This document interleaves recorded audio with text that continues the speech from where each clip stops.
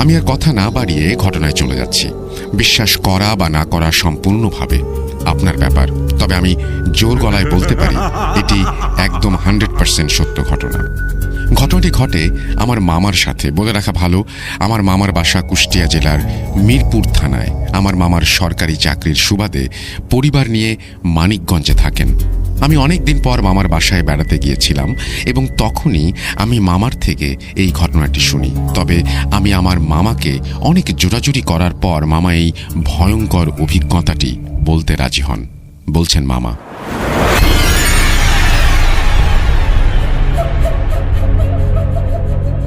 আমি অফিস থেকে বাসায় আসছিলাম।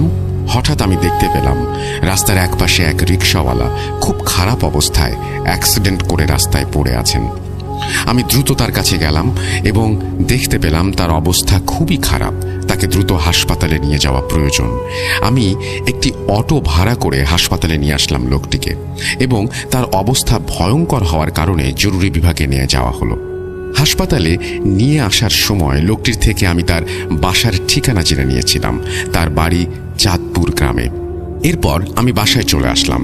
দুঃসংবাদটি আসলো ঠিক তার পরের দিনই হাসপাতাল থেকে। আমাকে ফোন দিয়ে জানানো হলো লোকটি মারা গিয়েছে। আমি বেশ শোকাহত। দায়িত্ববোধ থেকে লোকটির ব্যাপারে কিছুটা সন্ধান করলাম এবং যা জানতে পারলাম তা জেনে খুবই অবাক হলাম। এই শহরে লোকটির আপন আত্মীয় বলতে কেউই নেই। তিনি একাই থাকতেন এই শহরে। আমি সিদ্ধান্ত নিলাম যে আমি লোকটির মৃতদেহ তার নিজ জন্মস্থান চাঁদ গ্রামে পাঠিয়ে দেব। আমি আমার এলাকার এক ছোট ভাইকে সঙ্গে নিয়ে একটা অ্যাম্বুলেন্স ভাড়া করলাম। এরপর হাসপাতালের সমস্ত কাগজপত্রের কাজ শেষ করে হাসপাতাল থেকে লাশটি নিয়ে বের হতেই মাগরিবের আজান দিয়ে দিল। অ্যাম্বুলেন্স ছুটে চলেছে মানিকগঞ্জ মহাসড়ক দিয়ে। পাটুরিয়া ফেরিঘাটে যাওয়ার পর বেশ কিছু সময় পার হয়ে আসলো। ফেরি পার হয়ে নদীর ওপারে যেতে যেতে রাত 8টা বেজে গেল। রাতের এই নির্জন রাস্তায় অ্যাম্বুলেন্স বেশ গতিতে ছুটে চলছে। এতক্ষণ পর্যন্ত আমাদের সাথে তেমন কোনো অস্বাভাবিক ঘটনা ঘটেনি, কিন্তু এই নির্জন রাস্তায় হঠাৎ গাড়িটির যেন ওজন বেড়ে গেল, যার ফলে আমাদেরও কেমন একটা বাড়তি চাপ অনুভূত হচ্ছিল। আর সেই সাথে গাড়ির গতিও যেন কমতে শুরু করেছে। গাড়ির চালকও ব্যাপারটা বুঝতে পারল না। এবার আমরা সবাই খেয়াল করলাম যে সামনে বাসটি হঠাৎ আঁকা বাঁকা পথে যেতে যেতে একটি গাছের সাথে ধাক্কা খেল। অ্যাম্বুলেন্স চালক দ্রুত গাড়ি ব্রেক করে রাস্তার পাশে রাখলো এবং সবাই ওই বাসটির দিকে ছুটে গেলাম। বাসটির চালকটিকে দেখে মনে হলো সে খুব ভয় পেয়ে গেছে। আমি ওই বাস চালককে জিজ্ঞাসা করলাম, কি হয়েছে ভাই, এমন আঁকা বাঁকা ভাবে গাড়ি চালাচ্ছেন যে? চালকটি একটু ভয়ের সাথে আমাকে বলল, এই রাস্তাটি খুব ভয়ানক। রাতের বেলা গাড়ির সামনে হঠাৎ করে কেউ সাদা কাপড় পরে রাস্তা পারাপার হয়। অনেক গাড়ি চালক এই দৃশ্য দেখে গাড়ি খুব দ্রুত ব্রেক করতে গিয়ে অ্যাক্সিডেন্টের শিকার হয়েছে। এই কথা শুনে আমি কিছুটা ভয় পেয়ে গেলাম। কিছু সময় পর আমরা আবার যাত্রা শুরু করলাম। হঠাৎ করে আমি লাশটিকে দেখার জন্য পেছনের জানলার দিকে তাকালাম এবং যা দেখতে পেলাম তা দেখার জন্য আমি একদমই প্রস্তুত ছিলাম না। আমি দেখলাম লাশটি আমার সামনেই যেন উঠে বসলো। বলে রাখা ভালো, ছোট ভাইয়ের নাম হলো রবিন। রবিনকে বললাম, আমি কিছুটা ভয় পেয়ে বসে থাকলাম। এই দৃশ্য দেখে ড্রাইভার অ্যাম্বুলেন্সটিকে রাস্তার একপাশে থামিয়ে ড্রাইভার ও রবিন দুজন জানলার দিকে তাকিয়ে দেখল, কিন্তু তারা কোনো অস্বাভাবিক কোনো কিছুই দেখতে পেল না। রবিন আমাকে বলল, কেবলমাত্র একটি দুর্ঘটনা দেখছেন, তাই হয়তো চোখে ভুল দেখছেন। আমিও ভাবলাম হবে হয়তো তাই। আবার গাড়ি ঠিক মতো চলতে শুরু করলো। কিছু দূর যাবার পর হঠাৎ করে গাড়ির চালক দেখতে পেলেন গাড়ির সামনের রাস্তায় সাদা কাপড় পরা একজন দাঁড়িয়ে আছে। গাড়ি চালক অনেক ভয় পেয়ে গেলেন এবং সঙ্গে সঙ্গে ব্রেক করলেন। আমি এবং রবিন বেশ অবাক হলাম। ড্রাইভার আমাদের জিজ্ঞেস করলেন, দেখেন তো সামনে কে? কিন্তু আশ্চর্যের বিষয় হলো আমি এবং রবিন সামনে কিছুই দেখতে পেলাম না। তখন আমরা সবাই বুঝতে পারলাম যে আমাদের সাথে খুব খারাপ কিছু হতে চলেছে। ঘড়িতে তখন সময় রাত 10টা। এরপর থেকেই শুরু হলো নানান অস্বাভাবিক ঘটনা। পেছন থেকে কারো নাম ধরে ডাকার শব্দ, আবার কখনো ভীষণ কান্নার শব্দ। কেউ সাহস করে পেছনে তাকাতে পারছে না। এভাবে অ্যাম্বুলেন্সটি পদ্মা নদীর কাছে এসে থেমে গেল। এখান থেকে নৌকায় করে লাশটিকে নিয়ে যেতে হবে। এই গভীর রাতে যে 2-1টা নৌকার মাঝে ছিল তারা কেউই এই রাতে লাশ নিয়ে পার হতে রাজি হচ্ছিল না। অবশেষে একটি বৃদ্ধ মাঝি লাশটিকে নিয়ে নদী পার হতে রাজি হন। কিছু দূর যাবার পর দেখা গেল নৌকাটি এই বুঝি ডুবে যাবে, কিন্তু আশেপাশের নদীর পানিতে কোনো স্রোতই নেই। আমি আর রবিন খুব ভয় পেয়ে গেলাম এই দৃশ্য দেখে। মাঝ নদীতে নৌকাতে আসতেই কিছু সবুজ আলো নৌকাটিকে ঘিরে ফেলল। বৃদ্ধ মাঝি বলল, আপনারা বেশি বেশি দোয়া দুরুদ পড়ুন। লাশ নিয়ে নদীতে আসলে এমনটাই হয়, ভয় না পেয়ে দোয়া দুরুদ পড়ুন।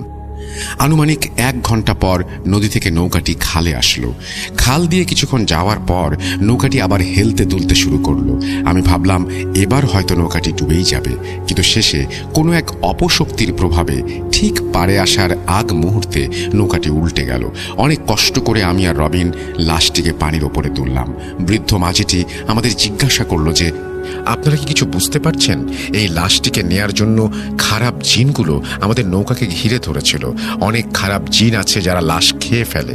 আপনারা যত তাড়াতাড়ি পারেন লাশটিকে দাফন করে দিন। আমি আর রবিন মাঝিকে বিদায় দিয়ে অনেক খোঁজাখুঁজি করে একটি ভ্যান গাড়ি নিয়ে আসলাম। ভ্যান চালক সহ আমরা 2 জন মিলে অনেক কষ্ট করে লাশটিকে ভ্যানে উঠালাম।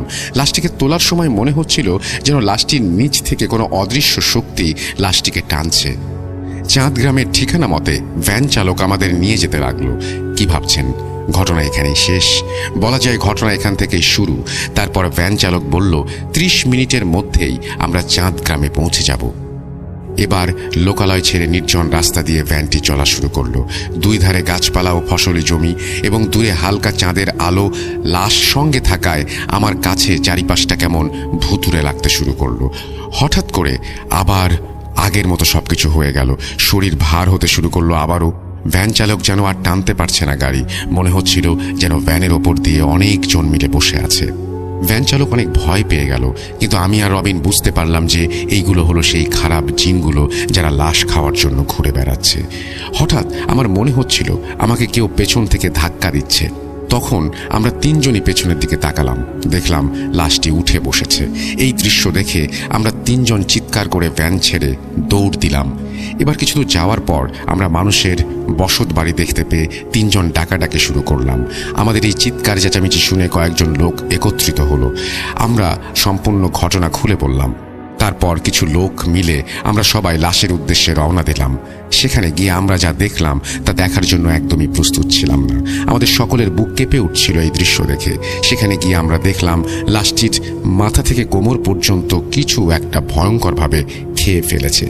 আমাদের হাত পা ঠান্ডা হয়ে গেল এবং ওই আধ খাওয়া লাশটিকেই দ্রুত পাশের একটি কবরে দাফন করে দেওয়া হলো। ওই রাতে আমি আর রবিন গ্রামের এক বাড়িতেই থেকে গেলাম। ওই রাতটি আমি আর রবিন একদমই ঘুমোতে পারিনি। তারপর সকালবেলা আমরা আবার বাসার উদ্দেশ্যে রওনা দিলাম। আসসালামু আলাইকুম প্রিয় বন্ধুরা, ঘটনাটি বর্ণনা করেছেন মানিকগঞ্জের এক প্রবীণ বাস চালক, যিনি দীর্ঘ 25 বছর ধরে ঢাকা আরিচা রুটে বাস চালিয়েছেন। 2012 সালের সেই শীতের রাতের পর তিনি পাকাপাকিভাবে রাতের ডিউটি ছেড়ে দেন। আমি দীর্ঘ 2.5 দশক ধরে হাইওয়েতে স্টিয়ারিং ধরে আছি। রাতের হাইওয়ে আর দিনের হাইওয়ে এক নয়। দিনের বেলা এখানে জ্যাম, হর্ন আর মানুষের কোলাহল থাকে, কিন্তু রাত 12টার পর এই একই রাস্তা এক অন্য রূপ নেয়। কুয়াশা যখন রাস্তার দুপাশের গাছগুলোকে ঢেকে দেয়, তখন মাঝে মাঝে মনে হয় আমরা এই পৃথিবীর রাস্তায় নেই, অন্য কোথাও ঢুকে পড়েছি। ডিসেম্বরের মাঝামাঝি সময়, উত্তরবঙ্গে তখন হাড় কাঁপানো শীত। আমি গাবতলী টার্মিনালে বাসে বসেছিলাম।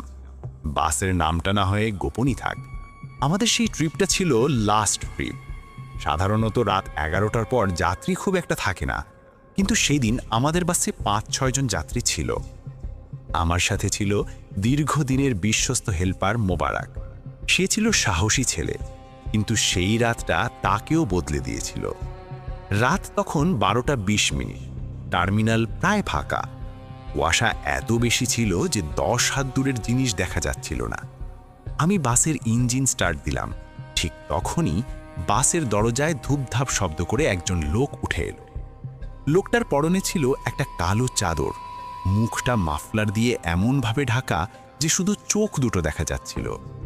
হেল্পার মোবারক তার ভাড়া নিয়ে তাকে একদম পেছনের সিটে বসিয়ে দিল। আমি মিরারে তাকিয়ে লোকটাকে একবার দেখলাম। সে খুব স্থির হয়ে বসে আছে, কোনো নড়াচড়া নেই, যেন একটা পাথরের মূর্তি। বাস গাবতলী পার হয়ে সাভারের দিকে এগোতে শুরু করলো। হাইওয়েতে তেমন কোনো গাড়ি নেই। ট্রাকগুলো কুয়াশার কারণে রাস্তার পাশে দাঁড়িয়ে পড়েছে। আমি সেকেন্ড গিয়ারে গাড়ি চালাচ্ছি। বাসের ভেতরটা একদম নিস্তব্ধ। যাত্রীরা সবাই ঘুমানোর চেষ্টা করছে, কিন্তু আমার কেন যেন বারবার অস্বস্তি হচ্ছিল। আমি ড্যাশবোর্ডের ঘড়ির দিকে তাকালাম। ঘড়িতে তখন রাত 12:40। সাভার বাজার পার হওয়ার পর আমি আবার ঘড়ির দিকে তাকালাম। আমার কাছে মনে হলো আমরা অন্তত 20 মিনিট চলে এসেছি, কিন্তু ঘড়িতে তাকিয়ে আমার রক্ত হিম হয়ে গেল। এখনও রাত 12:40। সেকেন্ডের কাঁটাটা টিকটিক করে নড়ছে, কিন্তু মিনিটের কাঁটাটা যেন কেউ আঠা দিয়ে আটকে রেখেছে। আমি ভাবলাম ঘড়িটা নষ্ট হয়ে গেছে, কিন্তু পকেটের মোবাইলটা বের করে যখন চেক করলাম, সেখানেও দেখি 12:40। সময় কি থেমে গেছে, নাকি আমরা এক অন্য সময়ের লুপে ঢুকে পড়েছি? আমি রিয়ার ভিউ মিররে তাকালাম পেছনের যাত্রীদের দেখার জন্য। পেছনের সিটে সেই চাদর মোড়ানো লোকটা বসে আছে, কিন্তু এবার আমার খটকা লাগলো। সে বাসের ইঞ্জিনের ঝাঁকুনিতে একটুও নড়ছে না। তার মাথাটা নিচু করা ছিল। হঠাৎ করে সে মাথা তুলল। আমি মিররে তার চোখের দিকে তাকালাম। ল্যাম্পপোস্টের আলো যখন বাসের জানালার ভেতর দিয়ে তার মুখে পড়ছিল, আমি দেখলাম তার চোখ দুটো একদম সাদা, যেন দুটুকরো পাথর বসানো। সে সরাসরি আমার দিকে মিরর দিয়ে তাকিয়ে আছে। আমি চোখ সরিয়ে নিলাম, বুকটা ধক করে উঠল। মোবারককে ডাকলাম চাপা গলায়, মোবারক একটু এদিকে আয়। মোবারক আমার সিটের পাশে এলো। আমি ফিস ফিস করে বললাম, পেছনের লোকটাকে দেখছিস? কেমন যেন অদ্ভুত। মোবারক পেছনে তাকিয়ে স্বাভাবিক গলায় বলল, ভাই উনি তো ঘুমাচ্ছে, চাদর মুড়ি দিয়ে আছে, অস্বাভাবিক তো কিছু না। আমি আবার মিররে তাকালাম। মোবারক যখন পেছনে তাকাচ্ছিল, লোকটা তখন নিচু হয়েছিল, কিন্তু যেই মোবারক আমার দিকে ফিরল, লোকটা আবার মাথা তুলে আমার দিকে তাকালো এবং যার ঠোঁটের কোণে একটা বিচিত্র হাসি ফুটে উঠল। বাস এখন ঢাকা আরিচা হাইওয়ের এমন এক জায়গায় যেখানে দুপাশে গভীর খাদ আর জঙ্গল। জায়গাটাকে আমরা অভিশপ্ত মোড় বলি। হঠাৎ বাসের ভেতরটা অসম্ভব রকম ঠান্ডা হয়ে গেল। মনে হচ্ছিল বাসের ভেতরে কেউ এসি ছেড়ে দিয়েছে, কিন্তু জানলা দরজা সব বন্ধ। আমি নিঃশ্বাস ফেলছি আর আমার মুখ দিয়ে সাদা ধোঁয়া বের হচ্ছে। আমার ঠিক ড্রাইভের সিটের পেছনের পর্দাটা হঠাৎ নড়ে উঠল। মনে হলো কেউ একজন ঠিক আমার পেছনে এসে দাঁড়িয়েছে। আমি কোনো পদশব্দ শুনিনি। হেল্পার মোবারক তখন বাসের সামনের সিটে বসে ঝিমোচ্ছিল। আমি আবার মিররে তাকালাম। আমার আত্মা যেন শরীর ছেড়ে বেরিয়ে যেতে চাইল। পেছনের সব সিট খালি। মাত্র কয়েক সেকেন্ড আগে যেখানে 5-6 জন যাত্রী ছিল, এখন সেখানে কেউ নেই, শুধু সেই কালো চাদর পরা লোকটা। সে এখন আর পেছনের সিটে নেই। সে ধীরে ধীরে এক সিট করে এগিয়ে আসছে। আমি বাসের উইন্ডস্ক্রিন দিয়ে রাস্তার দিকে তাকালাম, আবার মিররে তাকালাম। যতবার পলক ফেলছি, সে এক সিট করে এগিয়ে আসছে, কিন্তু আমি তার নড়াচড়া দেখতে পাচ্ছি না। এখন সে ঠিক আমার পেছনের সিটে। আমি বাসের স্পিড বাড়িয়ে দিলাম। ঘড়িতে এখনও সেই 12:40। আমার ঘাড়ের লোমগুলো দাঁড়িয়ে গেছে। আমি অনুভব করলাম আমার ঘাড়ের ওপর কেউ বরফ ঠান্ডা নিঃশ্বাস ফেলছে। হঠাৎ আমার কানের একদম কাছে একটা ঘরে গলা সময় গেল। কণ্ঠটা মানুষের নয়, যেন পাথর ঘষার শব্দ। সে বলল, ভাই বাসটা একটু থামাবেন, আমি আমার স্টপেজ মিস করেছি। আমি আর নিজেকে ধরে রাখতে পারলাম না। চিৎকার করে মোবারককে ডাকলাম, মোবারক। মোবারক ধরপড়িয়ে উঠে বলল, কি হয়েছে ওস্তাদ, ব্রেক কষলেন কেন? বাস তখন রাস্তার মাঝখানে দাঁড়িয়ে। আমি কাঁপতে কাঁপতে পেছনে তাকালাম। মোবারক অবাক হয়ে আমার দিকে তাকিয়ে আছে। আমি দেখলাম পেছনের সিটের যাত্রীরা সবাই বসে আছে, কেউ ঘুমাচ্ছে, কেউ বিরক্ত হয়ে আমার দিকে তাকিয়ে আছে, কিন্তু সেই কালো চাদর পরা লোকটা কোথাও নেই। মোবারক বলল, কি দেখছেন ওস্তাদ, পেছনে তো সব ঠিকই আছে।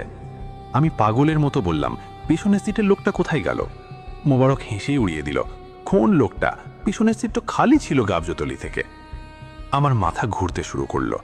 গাবজতলি থেকে মোবারক নিজেই তো তার কাছ থেকে ভাড়া নিয়েছিল, এখন সে বলছে সিট খালি ছিল। আমি ঘামছিলাম। মোবারককে বললাম দরজাটা খুলতে। আমি তাকে বললাম, কেউ একজন নামবে বলল, দেখ তো কে সে। মোবারক অনিচ্ছা সত্ত্বেও বাসের দরজা খুলল। বাইরে কুয়াশা আর জমাট অন্ধকার। ল্যাম্পপোস্টের হলুদ আলোতে রাস্তার ওপর একটা দীর্ঘ ছায়া দেখা গেল, কিন্তু সেখানে কোনো মানুষ নেই। ঠিক তখন বাসের ভেতর থেকে একজন বয়স্ক যাত্রী চিৎকার করে উঠলেন, ড্রাইভার সাহেব, বাস থামালেন কেন? আর ওই লোকটাকে যে জানালার বাইরে ঝুলে আছে? আমি আর মোবারক জানালার দিকে তাকালাম।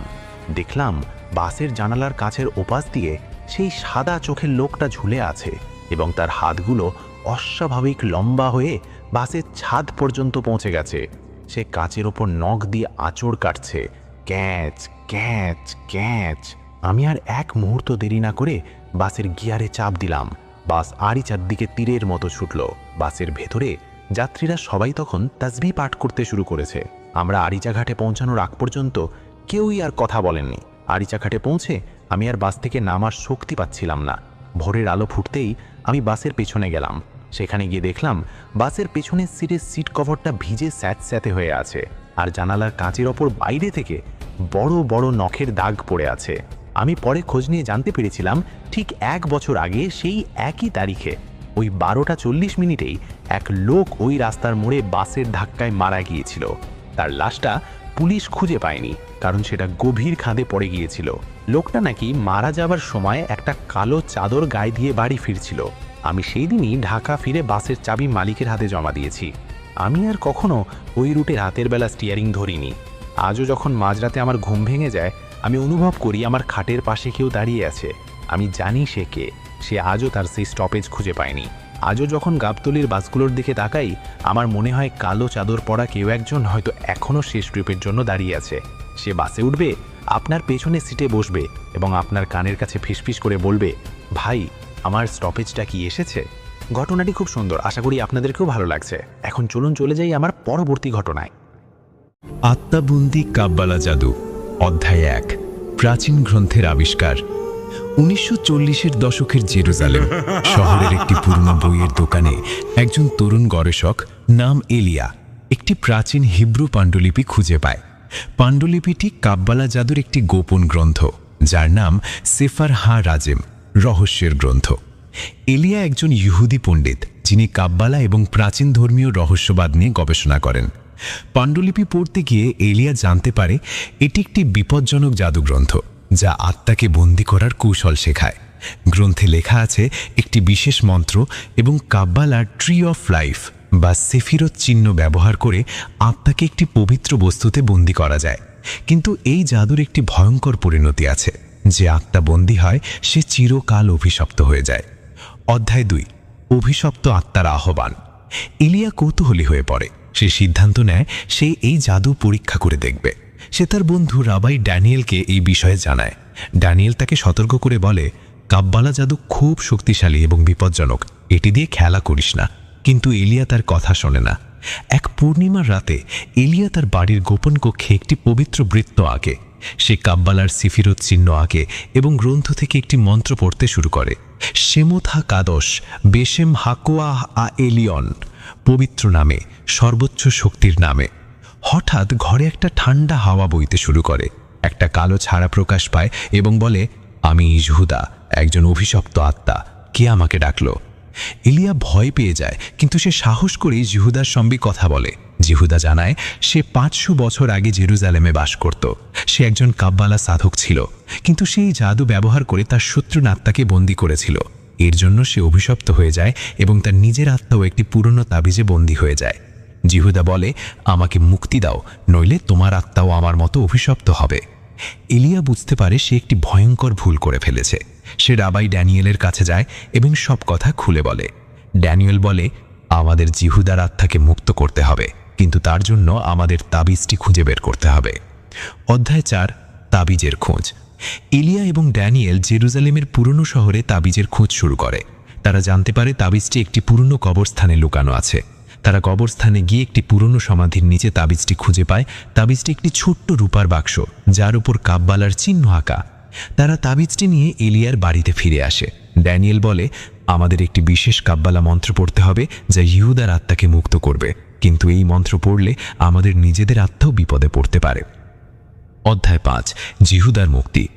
এলিয়া এবং ড্যানিয়েল সিদ্ধান্ত নেয় তারা জিহুদাকে মুক্ত করবে। তারা আবার পবিত্র বৃত্ত আঁকে এবং তাবিজটি বৃত্তের মাঝখানে রাখে।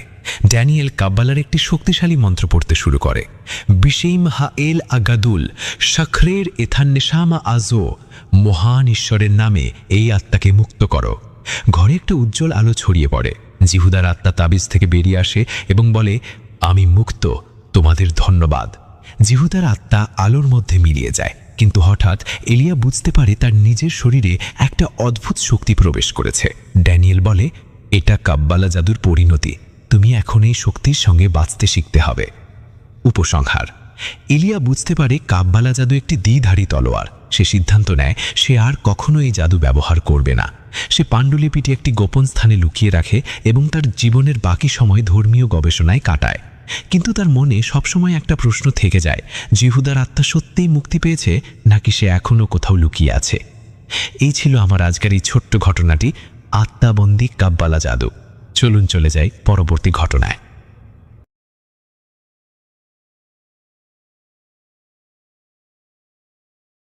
আসসালামু আলাইকুম। জিন এবং হুজুরের সাথে লড়াই। জিন এক ধরনের হুজুরকে মেরে ফেল দেওয়ার একটা হুমকি। এই ঘটনায় উঠে এসেছে এটাই। আর ঘটনাটি ঘটে একটি মহল্লায়, এবং ওই মহল্লায় একটি ভাই ছিল। ভাইয়ের নাম আব্দুল কাদের। কাদের কাজ ক্ষেত্রে থাকেন শহরে, এবং বাসায় তার বিবাহিত বউ এবং তার একটি বাচ্চা। বাচ্চার বয়স ঠিক 19 বছর। আর তার শাশুড়ি ওদের সাথে ছিল। একসাথে 3 জন বসবাস করার ক্ষেত্রে যেহেতু স্বামী বাহিরে কাজ করত শহরে, এই জন্য তার স্ত্রীকে বাজার করে নিয়ে আসতে হতো। হাটের দিন হোক আর যখনই হোক বাজার করত তার স্ত্রী। মা বাসায় থাকে এবং তার মেয়ে কলেজে লেখাপড়া করে, আর তিনি বাজার করার জন্য বাজারে যায়। ঠিক বিকেলে বাজারে যায়। বাজার করার পরে এক সময় ইলিশ মাছের দাম খুব কম পাওয়ার ক্ষেত্রে তিনি 10 কেজি ইলিশ মাছ কিনে বাসায় ফ্রিজে রেখে খাওয়ার জন্য। 10 কেজি ইলিশ মাছ কিনে নিয়ে আসার সময় রাস্তার মাঝখানে পরে এক পাশে শ্মশান, আর মাঝখানে রাস্তার পাশে একটা বড় বেল গাছ, আর পাশে একটা নদী। তো ওখানে আসার সময় একটা হালকা একটা ঝড় ওঠে, এবং ঝড় ওঠাতে ওই মহিলাটা দেখতে পারে তার আগে পাশে ছায়া, মানে ছায়া আর ছায়া।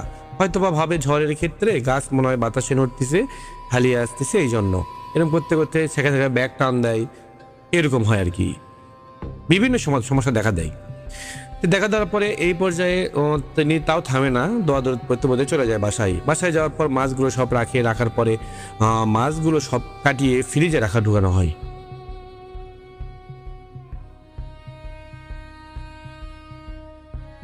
সব কিছু ফ্রিজে ঢুকিয়ে রাখার পরে তারপর থেকে 2-3 দিন পর থেকে খাওয়া দাওয়া করতে করতে রাতে যখন ঘুম আসে, তখন তাদের টিনের উপর মানে ঘেল মারার শব্দ, তারপরে কেউ যদি বাথরুমে আসে কেউ মানে ধাক্কা মারে, মানে বাড়িতে কেমন জানি অস্বাভাবিক কিছু ঘটনা ঘটতে শুরু করছে। কুকুর দেখা যায়, কালো বিড়াল দেখা যায়, তার মা মেরাজ করা থাকে থেকে তার মেয়ের মেরাজ করা থাকে, শরীর ব্যথা, উঠতে পারে না। তো এরকম করতে করতে এক সময় তার মা ঠিক এশারের সময় বাহিরে বের হতে নেগে মানে পড়ে যে তার পা ভেঙে যায়। তাকে হসপিটালে ভর্তি করানো হয়, এবং হসপিটালে ভর্তি করানোর পর 7-8 দিন পর তার বাসায় নিয়ে এসে হুইল চেয়ারে রাখা হয়। আর তার মেয়ে তো কলেজে লেখাপড়া করে, কিন্তু মেয়ের দিন দিন শরীরটা খারাপ হয়ে যাচ্ছে, দিন দিন শুকিয়ে যাচ্ছে। আর যার সাথে জিনের প্রভাব পড়ছে সেই মহিলাটা, উনিও অসুস্থ। তো এরকম হতে হতে মানে এক পর্যায়ে তার শরীরে জিন হাজির হতে শুরু করছে। জিন তাদেরকে মারার চেষ্টা করে। তার স্বামী কাজ করতে গেলে তার স্বামী কাজ করতে পারে না, থেকে অস্বাভাবিক কিছু দেখতে পায়, মানে বিভিন্ন সমস্যা বাড়ির পুরোটাই। কি করবে কিছু বুঝতে পারে না। তখন এলাকার মহল্লার মুরব্বী মানুষ থাকে, আর বয়স্ক মানুষ জানেন সব সময় কিন্তু এইসব কিছু বিশ্বাস করে। আর এখনকার যে এইসব ইয়ং শহরে থাকে, বেশি লেখাপড়া করছে, ওরা ওই জিন ভূত বিশ্বাস করে না, কিন্তু জিন তো আছে, এটা সত্য। তে একটা হুজুরের কাছে নিয়ে যায়। হুজুরের কাছে নিয়ে যাওয়ার পরে হুজুর দোয়া করে ফুদে এবং কিছু তাবিজ দেয় 3 জনকে। তাবিজ দেওয়ার পরে ওই তাবিজটা নিয়ে চলে আসে। ঠিক 8-10 দিন ঠিক থাকে। 8-10 দিন ঠিক থাকার পরে আবার অস্বাভাবিক কিছু শুরু করে। ভাত খাইতে পারে না। ভাত খাইতে হলে একবার সব কিছু ভাত খায়। বাড়ির ভিতরে প্রচুর গন্ধ, আর থেকে বাড়িতে গোসল করতে গেলে পানির মুখে দেখে পানি কালো হয়ে আসে। মোটর দিয়ে পানি তোলার পরে পানি ঠিকই ক্লিয়ার ওঠে, কিন্তু অল্প একটু পরে গোসল করে যাওয়ার সময় দেখে পানিটা পুরোটাই কালো হয়ে আসে। তখন কি করবে, কোনো কিছুই হুদিস না পেয়ে তখন ওই হুজুরকে আবার ডাকে, এবং হুজুর বলে আমার দ্বারাতে এটা সম্ভব না, আমি এটা ঠিক করতে পারবো না। তখন ওই মহিলাটা তার বাবার বাসার এলাকার একটা বয়স্ক মহিলা বলে, আমার খোঁজে একটা হুজুর আছে, ওই হুজুর প্রচুর এরকম করে জিন ছাড়াইছে, এবং জিনের কাজটা আমি হুজুর বেশি করে। আর ভালো হয়ে যায়, কোন তাবিজ লাগে না, কিছু লাগে না, হুজুরের মানে পবিত্র কোরআনের মাধ্যমে চিকিৎসা করে। তখন মা, মেয়ে এবং তার ওই ন্যাংরা মা, তার স্বামী সবাই যায় ওই হুজুরের কাছে। যাওয়ার পর হুজুরকে সব কিছু খুলে বলার পরে হুজুর যখন গেস্ট রুমে রাখা দেয় এবং বাদবাকি রোগীগুলো চিকিৎসা করে, তো এরকম করতে করতে সিরিয়ালে আসার আগে ওই মেয়েটার মানে মহিলাটার শরীরে জিন হাজির হয়, চিৎকার করতে থাকে। যে চিৎকার করতে করতে বাড়ি মনে হয় উথাল পাথালা ঝড় তুলে ফেলতেছে বাসার ভেতরে। হুজুর তখন চিকিৎসা শেষ করে বাইরে বেরিয়ে আসে, আসার পর বলতেছে, এই তো চিৎকার করতেছিস কেন, তোরা কে, কয়জন? তখন ওই হুজুরকে বলে, আমি এখানে আসার আগে তোর বিষয়ে সমস্ত খোঁজ খবর নিয়েছি, তুই সবাইকে মেরে ফেলে দিস, আমি এখানে আসছিলাম, তুই আমাকে এখান থেকে ছেড়ে দিয়েছিস। কেন ছেড়ে দিয়েছিস? আমার ভয়ে, তুই ভয় পাইছিলি, এই জন্য আমাকে এখান থেকে ছেড়ে দিছি, আমি চলে গেছিলাম, আবার আসছি তোকে শেষ করার জন্য, এবার আসছি তোকে জবাই করার জন্য। তুই তো অনেক জনকে জবাই করিস, শেষ করে দিস, মেরে ফেলে দিস, আজকে তোকে আমরা মেরে ফেলে দেবো, শেষ করে দেবো। শালার বেটা শালা, তো কে বাসায় দেখা যাবে, তুই রেডি হয়ে নে, প্রস্তুতি নে, তুই এখন মরে যাবি, তোর গলা কেটে ফেলে দেবো, হুজুরকে বলে। তখন হুজুর বলে, এতই তোর সাহস, তুই আমাকে মেরে ফেলে দিবি, আয় আজ খেলা হবে, পবিত্র কোরআন এর মাধ্যমে তোকে আজকে শেষ করে দেবো। তখন জিন বলে, তুই আমার কি শেষ করবি রে মাদার চোদ, আমি তোকে শেষ করে দেবো। এরকম করে মুখ খারাপ করতে শুরু করে এবং বলে, আমরা এখানে আছি, কোটি কোটি জিন আছি, মিলন মিলন জিন আছি, তুই কয়জনকে মারবি? তখন হুজুর বলে, পবিত্র কালামের একটা হরফ দিয়ে তোদেরকে শেষ করে দেবো, যতই থাকিস না কেন। তখন ওই জিন বলে, আজকে তোকে আমি শেষ করে দেবো, খেয়ে ফেলে দেবো, আজকে যে তোর কি হবে তুই বুঝতে পারতেছিস না, আমি সব কিছু খোঁজ খবর নেওয়ার পরে এখানে আসছি। এখন চ, কোথায় যাবিস, আজ খেলবো, চ খেলা হবে। তাই বলে আর হাতে তালি ধরে, তালি মারতে মারতে যায় ঘরের মধ্যে বসে বলে, আজ তোকে শেষ, তোর জীবন আজকে শেষ। হুজুরকে হুমকি দিতে শুরু করে।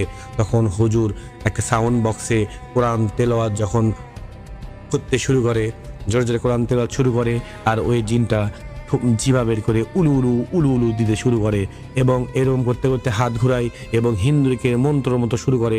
তখন হুজুর এক পর্যায়ে ঠিক 15 থেকে 20 মিনিট দোয়া দরুদ পড়ার পর ওর শরীরে ফুদাই উনি ঝাঁকি মেনে উঠে বলে, ফ্যান দে, আমার গরম লাগছে, নাহলে আমি এখান থেকে চলে যাব। চলে গেলাম।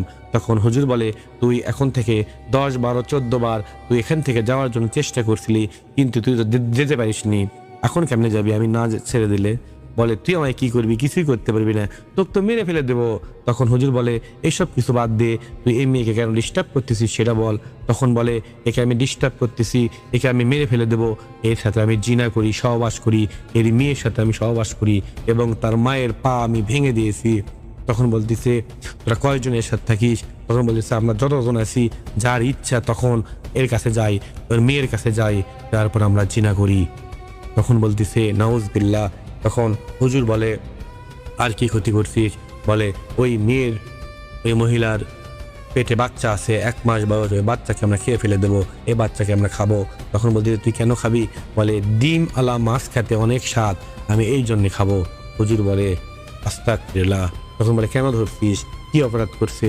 বলে, অপরাধ করছে, বাজার থেকে 10 কেজি ইলিশ মাছ নিয়ে যাচ্ছে আমাদের বাসার ওপর, আমাদের শরীরে সাথে ধাক্কা লেগে যাচ্ছে, আসার পরে ওখান আমাদের খাবার দেয়নি, মাছ দেয়নি, এই জন্য সাথে আসছি। তখন হুজুর বলে, তোদের কেন মাছ দেবে, তোরা কি, তোদের কি কেন মাছ দেবে এই মহিলাটা?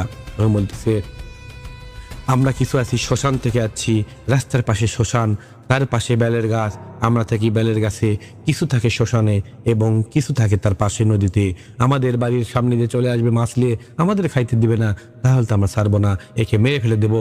আর ওর স্বামী শালার বেটা, তার তো দেখতেই পারি না, ওকে মন চাচ্ছে এখনই মেরে ফেলে দিই, ওকেও মেরে ফেলে দেবো।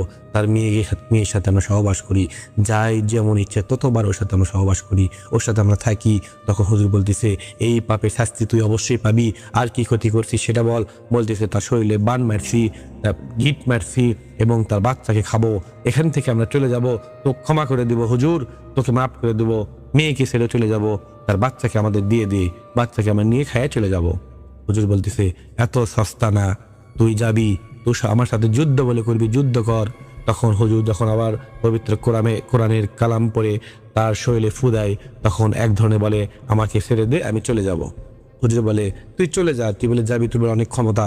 তখন বাকি যত জিন ছিল সব জিনকে হাজির করে নেয়, বলতেছে, আমরা এদেরকে সবাইকে মেরে ফেলে দেবো, সবাইকে মেরে, সবার সাথে আমরা থাকছি। তখন বলতেছে আমরা হিন্দু, আমাদের মধ্যেও আমাদের এর মধ্যে কিছু মুসলমান আছে, তাদেরকে লাথি মারে বাইরে করে দিছে, কেন মুসলমানকে আমরা সহ্য করতে পারি না। তখন হুজুর বলতেছে আজকে তাহলে ওই মুসলমান তোদেরকে আটকাইছে এবং মুসলমান তোদেরকে শেষ করে দেবে।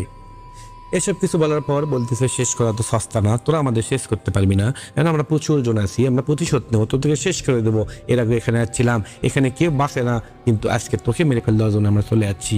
তখন হুজুর বলতেছে যখন আমাকে মেরে ফেল দেওয়ার জন্য তুই আসছিস, তাহলে তুই আমাদেরকে মেরে ফেল দে, তাহলে তো তোর সাথে আমার আগে থেকে শত্রুতা আছে, ওই মেয়েকে তুই ছেড়ে দে। বলতেছে এই মেয়েকে তো আমি কখনো ছাড়বো না, ভালো লাগে, ইচ্ছা হলে মেরে ফেলে দেবো, এসব সহবাস করতে আমাকে ভালো লাগে, এর মেয়ের সাথে থাকতে ভালো লাগে, তার মায়ের পাও ভেঙে দিয়েছি, তার স্বামীকে আমরা মেরে ফেলে দেবো।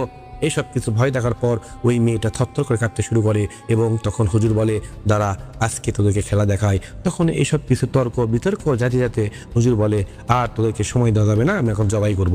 তখন হুজুর যখন হাতের ইশারায় যখন তরবারি পবিত্র কোরআনের মাধ্যমে তরবারি চলে আসে, তখন ওই জিনটা এক ধরনের আতঙ্ক হয়ে যায়, কান্না করতে শুরু করে, বলে ছেড়ে দে ছেড়ে দে, চলে যাব। তখন হুজুর বলে তোদের তো এতই ক্ষমতা, বলে বস আর একটু আমরা আপোষ করি, কথা বলি। তখন হুজুর বলে তোদের মিথ্যা মায়া আমি তো গলে যাব না, এখন তোকে শেষ করে দেবো। হুজুর ওঠার পরে একবারে পবিত্র কোরআনের কালাম দিয়ে সব জিনকে জবাই করে দেয় এবং শেষ করে দেয়, চিৎকার করতে থাকে। যখন গুরু যখন জবাই করার সময় এক তখন চিৎকার যখন হয় গলার, তখন ওই মানুষটা ইংরেজি চিৎকার করতে শুরু করছে। ঠিক 10 মিনিট জ্ঞান ফিরেছে, ফেরার পর চোখ বন্ধ করে অসংখ্য লাশ দেখতে পেরেছে ওই মহিলাটা, এবং তখন আগুনের মাধ্যমে পুড়িয়ে শেষ করে দিয়ে তখন ওই মহিলাকে কিছু আমল দেয়, কিছু পানি পাড়া দেওয়ার পরে এইসব কিছু করে এবং আস্তে আস্তে ওই মহিলার মেয়ে, মহিলার পরিবার সবাই আস্তে আস্তে সুস্থ হয়ে যায়। হ্যাঁ, জিন কেমন করে তার মেয়েকে তাকে সহবাস করেছে। মেয়েরা যখন শুয়ে থাকে ঘুম আসে, ঘুমের মধ্যে স্বপ্ন দেখে, স্বপ্নের মাধ্যমে হাত পা নড়াতে পারে না এবং তাদের মধ্যে একটা ফিলিংস তৈরি হয় এবং তখন ওই জিন, খারাপ জিন, শয়তানেরা এসে ওদের হাতে সহবাস করার চেষ্টা করে, সহবাস করে। এটা কেউ আটকাতে পারবে না এবং এই জন্য শোয়ার আগে দোয়া দরুদ পড়ে তারপরে শুবেন, শরীরটা বেঁধে নেবেন যাতে শয়তান জিন যেন এসে না ক্ষতি করতে পারে। সবাই ভালো থাকবেন, সুস্থ থাকবেন। এই ঘটনাটি একদম বাস্তব ঘটনা, আর এই ঘটনা যদি ভালো লাগে তাহলে অবশ্যই লাইক করবেন এবং কমেন্টে আমাদের জানাবেন। ধন্যবাদ সবাইকে, আসসালামু আলাইকুম।